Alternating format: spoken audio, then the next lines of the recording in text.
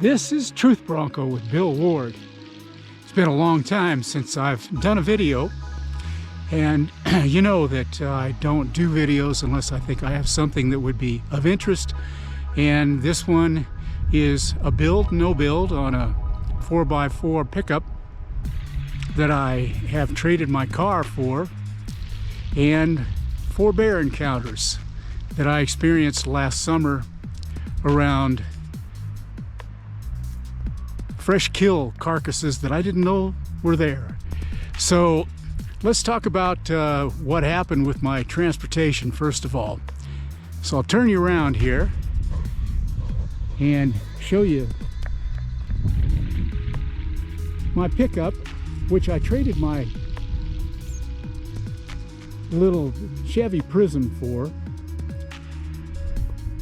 I had been sleeping in a tent for 11 years, and those 4 bear encounters that I had last summer were while I was in a tent at night, and I couldn't see out, so I didn't know if they were grizzly bears or black bears, but it was all in Montana in grizzly bear country. So I'll get to that, but let's talk a little bit about this build no build that I have here for this 4x4 pickup that I traded my little Chevy Prism car for, and got up off the ground sleeping in tents, and now I have the this camper that I sleep in the back of my pickup. So what I have set up here is my solar electrical generating system, and if I sound a little disjointed, I'm sorry, but I think my age is starting to set in. I'm 75 years old, and so my apologies. What I have here is 2 200-watt solar panels connected together in parallel. They're 2 just cheap Japanese, I'm sorry, Japan, cheap Chinese, sorry, China, but that's where they're manufactured, and they work fine.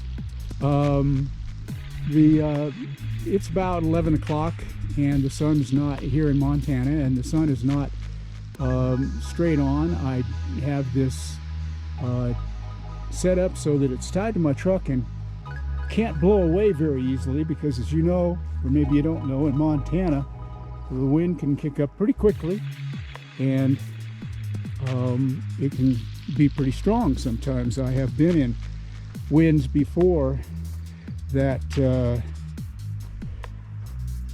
along with a grizzly bear that destroyed one of my tents, and one that was stolen. I have had 15 tents destroyed in 11 years of sleeping in a tent. So it's good to be up off the ground now. So what I've done is I've hooked these 2 200-watt solar panels together in parallel, and I have them connected to an EcoFlow Delta 2 power station, and then that's connected. I have a refrigerator that's connected to that. It's a 52-quart IceCo, and what I do then, as I continue around here to show you the inside of this build no build, what I have in here is my guitar, and I have some problems with my fingers, rheumatoid arthritis symptoms that will not allow me to play the guitar anymore. So on my channel you see 76 videos there, and I have 10 original songs there that I perform, or I used to. It's been 1.5 years since I've been able to play the guitar. My fingers just won't, I can't make a fist, so I can't form chords anymore. So what I did here is I have this little platform that I just took a regular 5/8 piece of plywood and cut it down and put it in here with some legs that I have built for it. Underneath here is my kayak.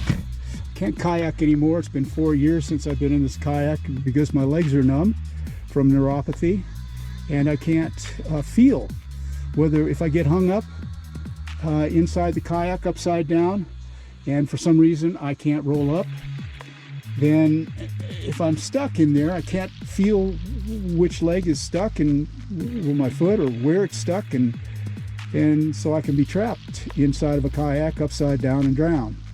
So it's been 4 years since I've actually been in my kayak, and I absolutely love whitewater kayaking. Also in here I have a backpack.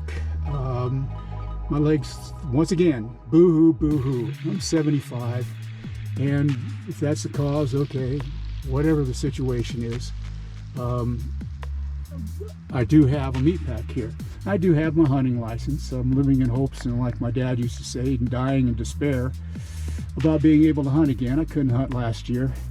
I'm a bow hunter, and I have my bow in the back of the truck here. I can't pull it back now. It's 64 pounds. I wouldn't be able to pull back a 50-pound bow because of the neuropathy. It also hits my deltoids and my arms. Hopefully that'll change. It could change instantly. Pray all the time for a miracle for that to happen. Then I'd be able to pull my bow back again. I used to be able to shoot a 95-pound when I was in my 30s, shoot a 95-pound PSE compound bow. And Paul Schaefer also built me a 75-pound takedown recurve that I could shoot with ease. Now I can't pull back a 64-pound Matthews compound bow. So this is where I'm camped. When I came up here, I've been here for about 2 weeks now, and at one point in time there was 6 inches of snow on the ground right here. But when I first got here, it was easy to tell what was going on over here where you're looking right now. It was a fresh bear dig. He was digging for ground squirrels here. Now you can see the ground squirrel activity, but ground squirrels don't move rocks like this rock has been moved that you're looking at right there. That rock was moved by a bear. And you can't see it very well now because the green grass is starting to grow up, but this is all torn up by bear or bears digging here in this area for these ground squirrels to get at them.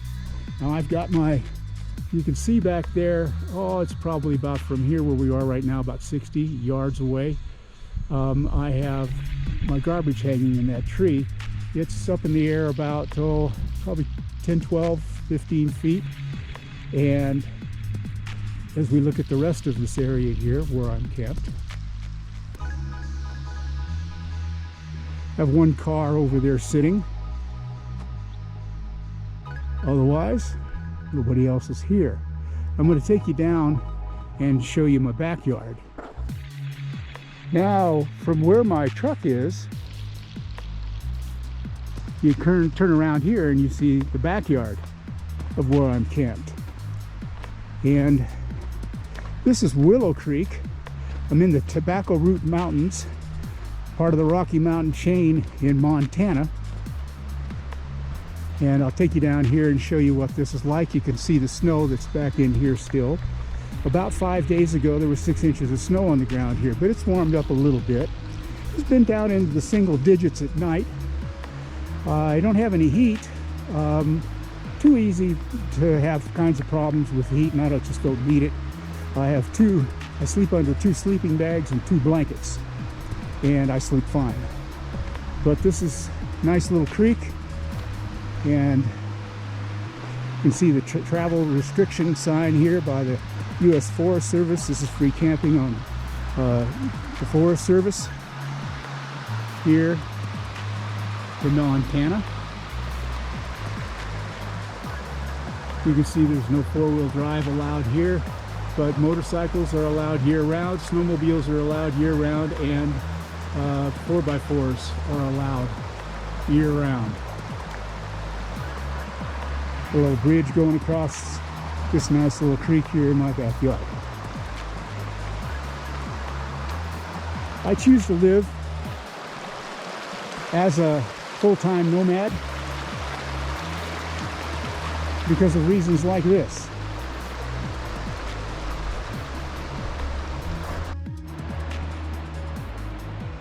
Now,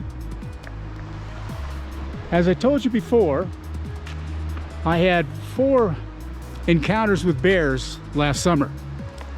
Then I spent the winter in Arizona, in the Lake Havasu area. Didn't have any monumental things go on there. I have had confrontations with rattlesnakes there before and bark scorpions on my videos. I have those there. For two of those 76 videos are what I just mentioned about rattlesnake and a family of scorpions under my tent.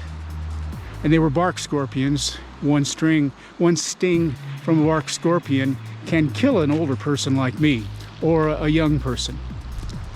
Now, of those bear encounters, those 4 bear encounters that I had, I woke up in the middle of the night in my tent with a bear 5 feet away, 10 feet away, something like that. And as you know, in a tent you can't see out. So I don't know if it's a grizzly bear or grizzly bears or black bears. The difference is marked. I have had lots of different encounters with bears. This just happens to be a story about what happened last summer.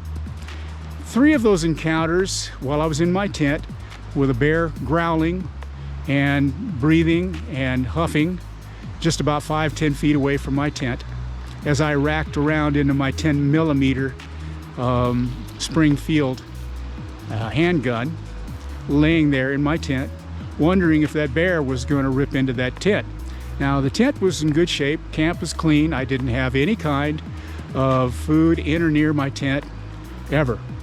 It was hanging in a tree, like it is here, about 100 yards away, at least 10 feet up and at least 4 feet away from the trunk of the tree, like the Forest Service guidelines mandate that you should do.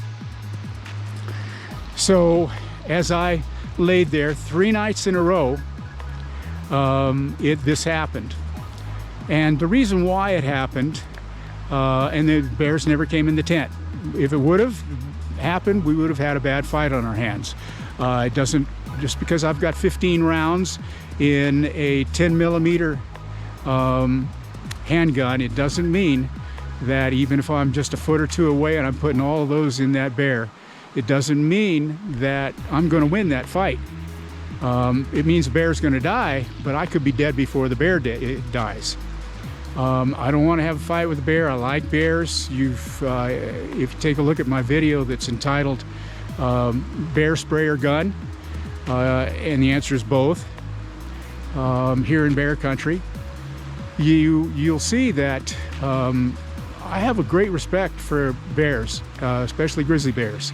I've had a lot of contacts with them. These 3 that I'm telling you about happened in the mountains west of the Big Hole country in Montana, the Big Hole Valley. And you can look on a map and you can find where the Big Hole River is. So I was west of there, up in the mountains, and there hadn't been many crows around that area at all. And then one day there were a bunch of crows and they were circling around. And from then on I had 3 days worth of bear encounters. So I was about a half mile away from a big ranch, and I'm sure what happened is that there was a fresh kill on that ranch, just about a half mile away from where I was, and that's what attracted those bears. And in the night then, when they weren't feeding on that carcass, probably a calf carcass or something like that they'd killed or died some other way.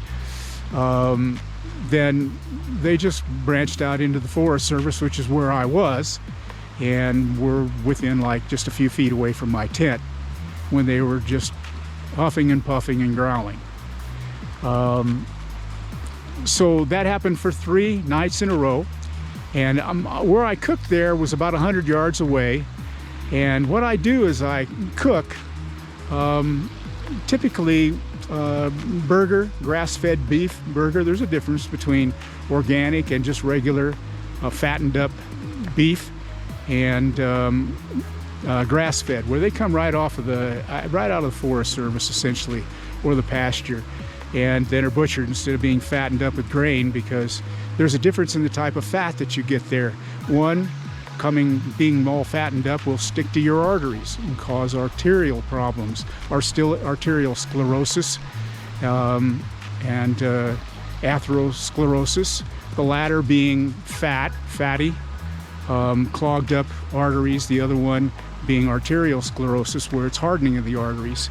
So bad oils cause that, and when you get all kinds of grain pushed down a cow's throat, they get fat, and that fat weighs up, and they get more money when they sell them on the market. But it's not good for you. This is my opinion, and I've lived through it, and I've noticed my blood pressure go down and all kinds of different things by changing my diet. And grass-fed beef is one of those things that is really a good thing if you're going to eat beef. Elk is grass-fed. It's just fantastic, etc. So the fourth bear encounter that I had was in the Clark Canyon Dam area of southwestern Montana, up in the mountains above there. And I've in this outro, if you'll take a look at the outro of this video, you will see there that a picture, it's a video while I'm talking, but behind me is video of the Clark Canyon Reservoir. It's a gorgeous place, absolutely fantastic, typical Montana in the Rocky Mountains. And it was up in the mountains there that I was within a half mile of a fresh kill.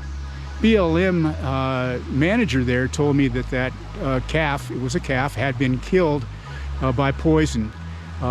There were a couple of poisonous plants in that. There is a couple of poisonous plants in that area, and when the cattle are put out onto the BLM land, which is what's in that area, sometimes some of the calves they'll consume it. And he says he sees dead calves all the time from eating poisonous plants in that area. He was sure that's what had happened with that calf, but I didn't know it was there. It started to stink, and I couldn't smell it, but bears can. So we brought that bear in, and he woke me up in the morning, huffing and growling, just probably 10 feet away from my tent. And I listened to him continue to grumble and growl for about, as he walked away from my tent and camp area for probably 100 yards, maybe even more, 150 yards maybe. I could still hear him faintly off in the distance, and then he was quiet, and that was that. Once again, a clean camp.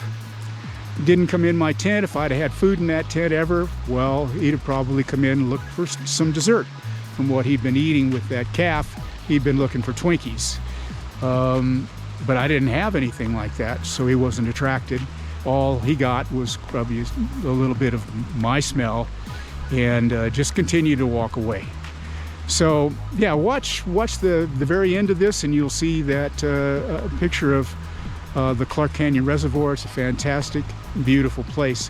And you didn't get many videos from me for the last, probably 7 or 8 months, because I don't do it unless I think there's something important. I know it's bad for the algorithms for YouTube. You know, you just don't get out there advertised by YouTube if you don't do it, you know, at least a couple times a week. Better if you can do it almost every day. But I know that, but I'm doing this for the information.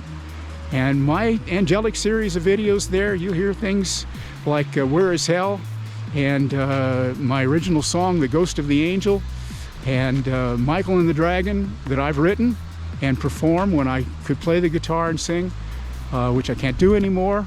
Hopefully, prayerfully, that will change one of these days soon. But as of yet, it's been years and it hasn't yet. So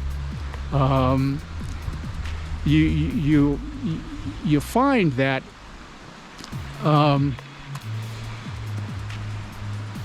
there are things here that you've never heard before, and about the authorized King James Bible, the Bible that will define and interpret itself.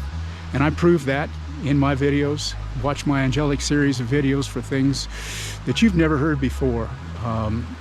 There'll be a lot of people that disagree with me now, but after I'm gone, and I don't know when that'll be, it'll be many, many, many years from now before God takes me. We'll see. He's in control of that, not me. But after that happens, you'll see these videos go worldwide. So if you want to see how pretty the Clark Canyon Reservoir is, watch this from the end of this, which is right now, on. Thank you so much, folks. I will film again, God willing, and if there's anything worthwhile talking about. If there isn't, then just stay tuned, because maybe there will be something that happens. Who knows when? I never know. I love you all. Thanks for watching. Thanks for watching. Please subscribe, share, hit that notification bell and that thumbs up button, and I'll see you next time.